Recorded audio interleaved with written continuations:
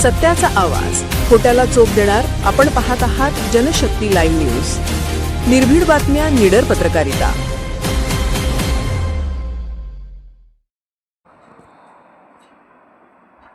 वळसंगमध्ये ग्रामदैवत श्री केंचराया व करिब्रह्म देवाच्या पालखी भेट सोहळ्याला उत्स्फूर्त प्रतिसाद.